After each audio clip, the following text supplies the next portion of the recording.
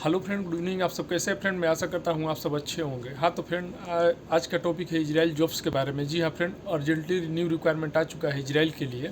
ठीक है, जैसे हमको ये रिक्वायरमेंट के बारे में पता चला तो सोचा कि क्यों ना आप लोग से शेयर किया जाए, क्योंकि फ्रेंड हमारे चैनल पर सबसे ज़्यादा कमेंट यही आता है कि सर इजराइल का रिक्वायरमेंट बताइए, न्यू रिक्वायरमेंट बताइए। और बहुत से हमारे भाई लोग कमेंट भी करते हैं।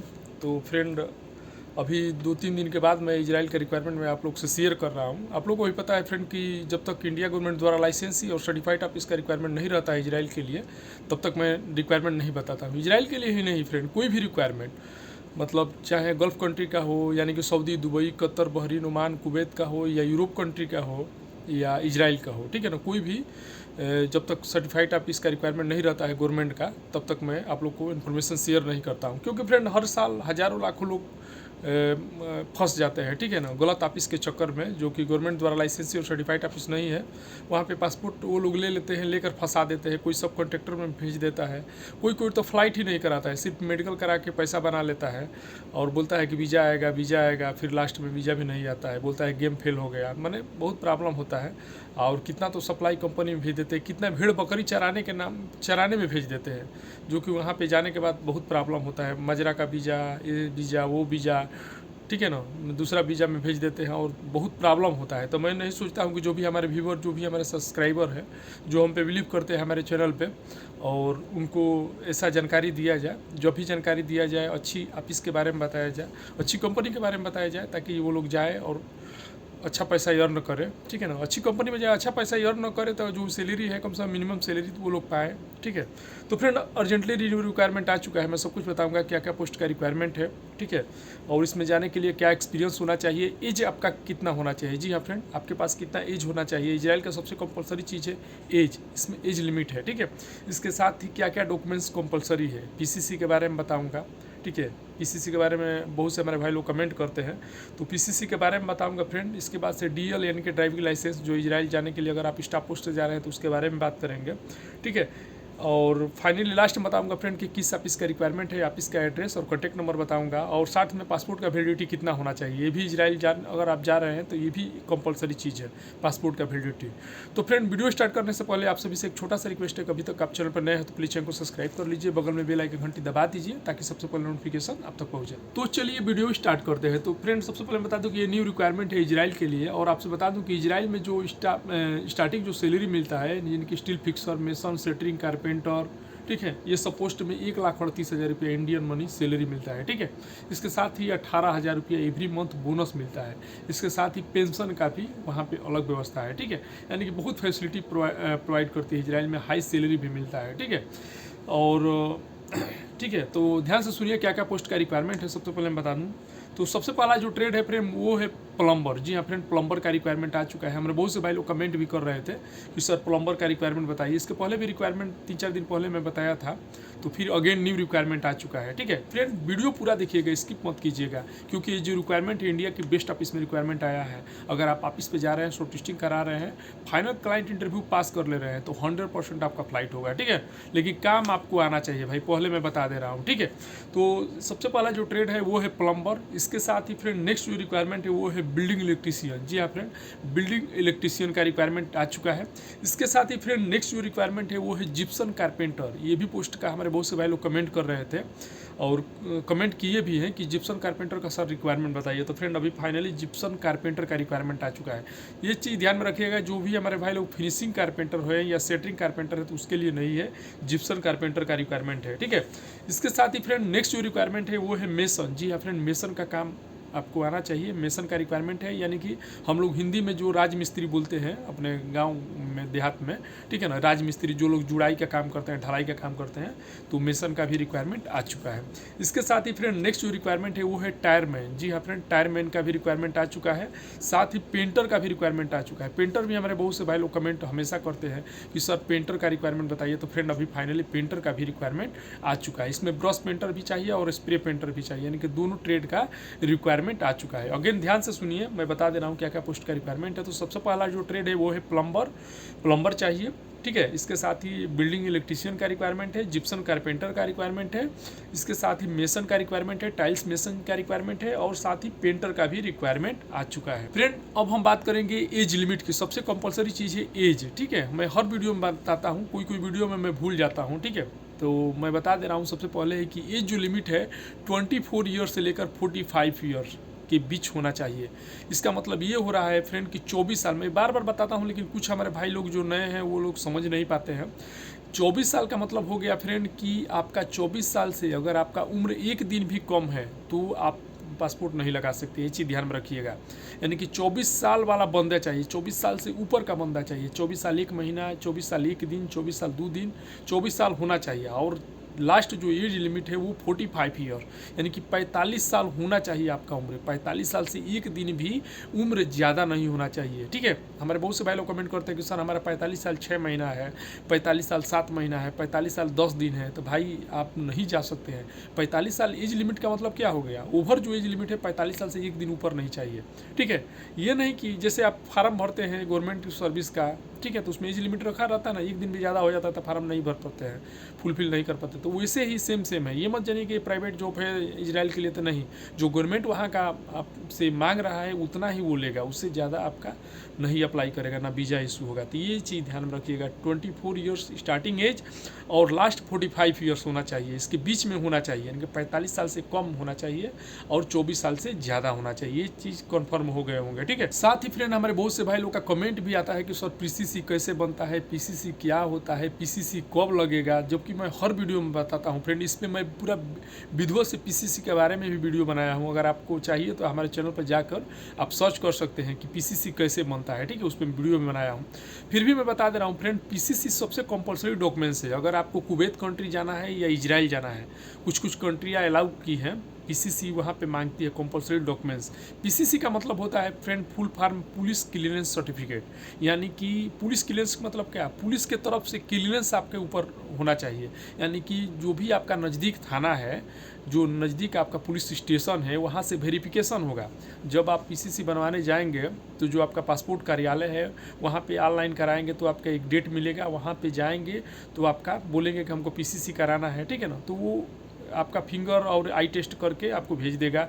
और जो आपका नज़दीक नियर अबाउट पुलिस स्टेशन है वहाँ पे वेरिफिकेशन के लिए वो ईमेल करेगा, ठीक है ना, कि ये आदमी फलाना नाम है, फलाना पासपोर्ट नंबर है, फलाना गांव का है, फलाना पिन नंबर है, ये आदमी का बिहेवियर कैसा है। पुलिस स्टेशन में कोई आईपीसी इंडियन पेनल कोड धारा की तरह इसके ऊपर कोई क्राइम या केस नहीं है, कोई जैसे कि स्मगलिंग, रेफरिंग या कोई भी, ठीक है ना, कोई केस नहीं है। अगर आपके पास ऊपर कोई केस रहेगा तो वहाँ से लिख पोत कर भेज देगा कि हाँ ये तो इसके ऊपर केस चल रहा है इंडियन पेनल कोड की तरफ से, ये ऐसा वैसा, तो आपका पीसीसी नहीं बन पाएगा। और जब तक आपका पीसीसी नहीं बनेगा तब तक आपका वीज़ा इशू नहीं होगा। सबसे कंपलसरी चीज़ ये है, जब पीसीसी यहाँ से भेजा जाता है तब इजराइल वहाँ से वीज़ा भेजता है। तो ये सबसे इंपॉर्टेंट चीज़ है, जब पीसीसी रहेगा तभी आपका वीज़ा आएगा और तभी आपका फ्लाइट होगा, चाहे आपको कुवैत आना है या इजराइल जाना है। तो ये चीज़ ध्यान में रखिएगा, पीसी से सबसे कंपलसरी चीज़ है डॉक्यूमेंट्स में। घबराइए मत फ्रेंड, अगर आपके ऊपर कोई केस नहीं है, ठीक है ना, थाने में कभी गए नहीं है या कोई केस नहीं चल रहा है, तो आपको कोई चिंता करने वाला बात नहीं है। जब वहाँ से ईमेल आएगा तो वहाँ से आपका पीसीसी क्लियर बन के मिल जाएगा और आप लगाएंगे तो तुरंत आपका वीज़ा आ जाएगा, ठीक है। तो ये सबसे इंपॉर्टेंट चीज़ है पीसीसी। डॉक्यूमेंट्स में फ्रेंड आपका पासपोर्ट होना चाहिए, बायोडाटा होना चाहिए, एक्सपीरियंस सर्टिफिकेट होना चाहिए। ये 3 डॉक्यूमेंट्स आपके पास कंपलसरी होना चाहिए। अब हम बात करेंगे कि पासपोर्ट का वैलिडिटी। सबसे इंपॉर्टेंट चीज़ ये है, ये ना कि आपका भी ड्रीम हो इजराइल जाना, 2 लाख 1.5 लाख रुपया महीने का सैलरी कमाना और आप अपना पासपोर्ट ही नहीं देख रहे हैं कि हमारा पासपोर्ट एक्सपायरी कब हो रहा है। आप बनवाए हैं 10 साल पहले से, चाहे जीसीसी में काम कर चुके हैं, गल्फ कंस्ट्रक्शन कंपनी। हमारे बहुत से भाई लोग तो ऐसा भी कमेंट करते हैं, मैं इसमें ऐड कर दे रहा हूँ, दुबई से कोई हमारे भाई कमेंट करते हैं, सऊदी से यहीं से भी कमेंट करते हैं, कुवैत से भी कमेंट करते हैं कि सर हमको भी जैसे सैलरी भाई ज़्यादा मिलता है इजराइल में। आपको भी पता है कि 1,38,000 स्टार्टिंग सैलरी, 18,000 बोनस मिलता है। लेकिन ये पोस्ट में स्टील फिक्सर, मेसन, सेटरिंग कारपेंटर, पेंटर, टायरमैन और जिप्सन कारपेंटर कारपेंटर, इलेक्ट्रीशियन, ये पोस्ट में गल्फ में आपको कहीं इतना सैलरी नहीं मिलेगा, ठीक है ना। और जो करते हैं उनको मालूम भी है, ज़्यादा से ज़्यादा 40-50 हज़ार रुपया या 30,000 35,000 में ही संतोष करना पड़ता है। तो वो लोग कमेंट सबसे ज़्यादा ये भी आ रहा है कि सर हम दुबई में हैं तो क्या यहीं से हम अप्लाई कर सकते हैं। तो भाई ये इजराइल का रिक्वायरमेंट है और सबसे पहला चीज़ है कि आपको स्किल टेस्ट वहाँ पे हो रहा है, ठीक है। तो ये नहीं है कि आपका जैसे कि फोन इंटरव्यू है, ऑनलाइन इंटरव्यू हो जाएगा तो हो जाएगा, नहीं। इजराइल का कोई भी इंटरव्यू आप लोग हमसे बता दीजिए जिसमें स्किल टेस्ट ना हुआ हो, यानी कि डायरेक्ट प्रैक्टिकली आपका इंटरव्यू होगा। जैसे स्टील फिक्सर में जाएंगे तो स्टील फिक्सर का वहाँ पे दिल्ली में या मुंबई में आपको प्रैक्टिकली देना पड़ेगा। पाइप फिटर में जाएंगे तो पाइप फिटर का काम वहाँ पे आपसे लिया जाएगा, पूछा जाएगा प्रैक्टिकली, ठीक है ना। प्लम्बर में जाएंगे तो टूटी जो भी प्लम्बर का जो काम है उसके बारे में आपको जानकारी मतलब आपसे प्रैक्टिकली करवाया जाएगा, ठीक है ना।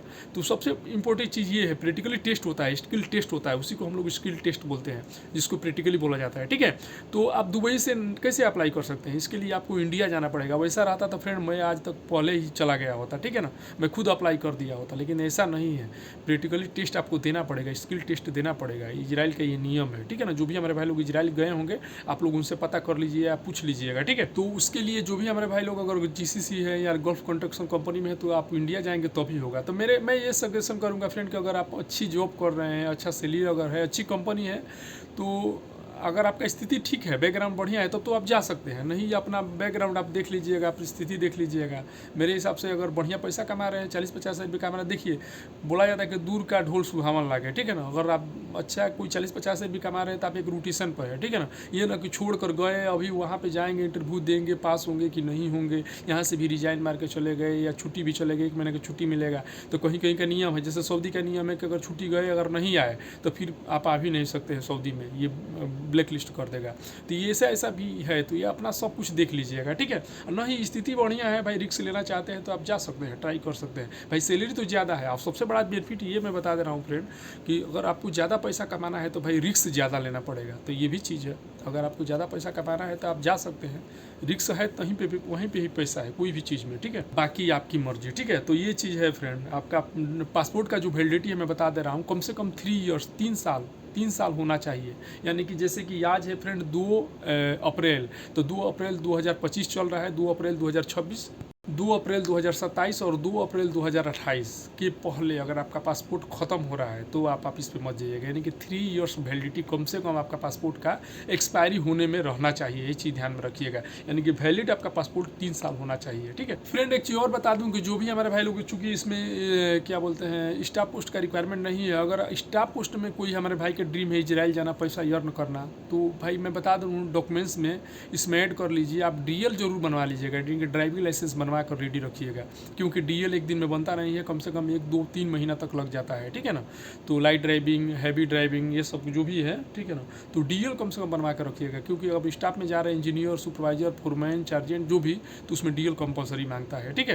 तो ये DL बनवा कर रखिएगा। तो फ्रेंड अभी फाइनली मैं बताऊंगा किस ऑफिस का रिक्वायरमेंट है, ऑफिस का एड्रेस और कॉन्टैक्ट नंबर मैं आप लोग को प्रोवाइड करूँगा। तो फ्रेंड जो ऑफिस है वो है डायनेमिक हाउस। जी हाँ फ्रेंड, डायनेमिक ऑफिस का रिक्वायरमेंट है, इसका एड्रेस और कॉन्टैक्ट नंबर नोट कर लीजिए। ये इंडिया गवर्नमेंट द्वारा लाइसेंस और सर्टिफाइड ऑफिस है, इसी में रिक्वायरमेंट आया है। शॉर्ट लिस्टिंग चल रहा है, शॉर्ट लिस्टिंग प्रोग्रेस है और शॉर्ट लिस्टिंग के बाद फाइनल क्लाइंट इंटरव्यू होगा, ठीक है। तो एड्रेस है फ्रेंड डायनेमिक हाउस दिल्ली, ये दिल्ली का रिक्वायरमेंट है। और आपसे बता दूंगा डायनेमिक ऑफिस जो है दिल्ली में हेड ऑफिस है और मुंबई में ब्रांच है, तो ये दिल्ली आपको जाना है।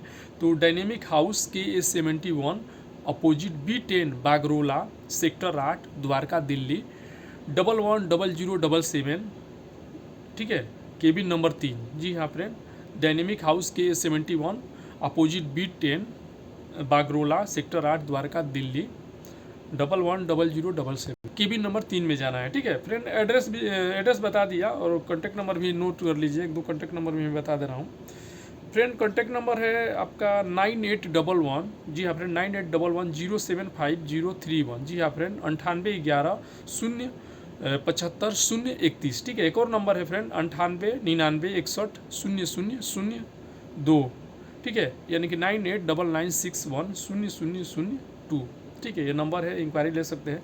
फ्रेंड एक चीज़ ध्यान में रखिएगा, ऑफिस पे आप जब भी जा रहे हैं सुबह 10 बजे के बाद जाइएगा, संडे को मत जाइएगा। और सुबह 10 बजे से लेकर शाम को 6 बजे के बीच में जाकर अपना शॉर्ट टेस्टिंग करा सकते हैं। शॉर्ट टेस्टिंग के लिए पासपोर्ट, बायोडाटा और एक्सपीरियंस सर्टिफिकेट प्लस जो भी डॉक्यूमेंट्स मैं बताया, पीसीसी है तो साथ में ले जाइएगा, और स्टाफ पोस्ट से जा रहे हैं तो डीएल जरूर लेके जाइएगा। ठीक है, तो ये था इजराइल का रिक्वायरमेंट। जो भी हमारे भाई लोग स्टेट से हैं फटाफट ऑफिस पे जाइए, अपना शॉर्ट टेस्टिंग कराइए। तो ओके फ्रेंड, वीडियो लंबा हो रहा है तो वीडियो का यहीं पे कर रहा हूँ। आई होप कि हमारा इन्फॉर्मेशन आप लोग को अच्छा लगा। अगर अच्छा लगा तो लाइक कीजिएगा, अपने दोस्तों को भी शेयर कीजिएगा, और अभी तक आप चैनल पर नए होंगे तो प्लीज़ चैनल को सब्सक्राइब कर लीजिएगा। मिलते हैं नेक्स्ट वीडियो में। आज के लिए बाय बाय, गुड बाय।